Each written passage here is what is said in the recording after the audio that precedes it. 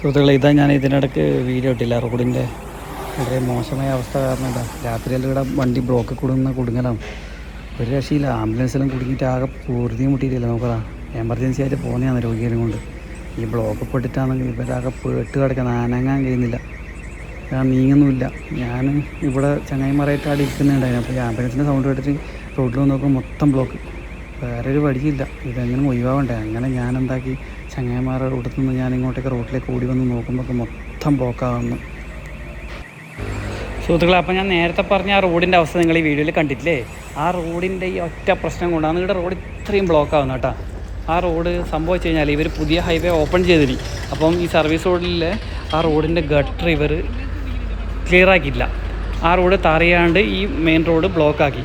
ആ ഒറ്റ പ്രശ്നം കാരണമാണ് ഇവിടെ ഇത്രയും ബ്ലോക്ക് ആവുന്നത് കേട്ടോ.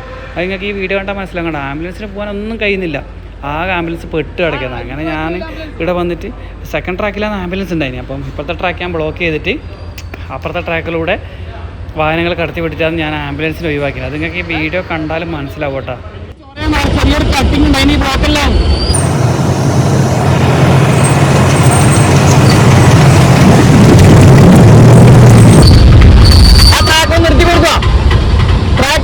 ആംബുലൻസ് ഒന്ന് നിർത്തി കൊടുക്ക്, ആ ട്രാക്ക് ഒന്ന് ഒഴിവായിക്കോട്ടെ.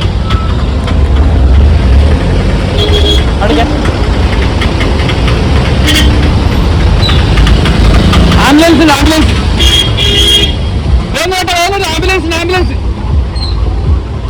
വേമ്പാട് വേമ്പാട് വേമ്പാട് വേമ്പാട് വേമ്പാട് വേമ്പാട് വേമ്പാട് പോടെ പോടെ പോടെ വേമ്പ വേമ്പ പോടെ പോടെ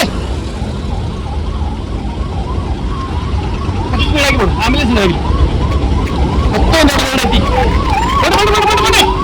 പോട്ടെ പോട്ടെ പോട്ടെ പോട്ടെ എടുത്ത് എടുത്ത് എടുത്തു. അതിന് സൈഡ് കൊടുക്കും നിങ്ങൾക്ക് പോട്ടെ പോട്ടെ പോട്ടെ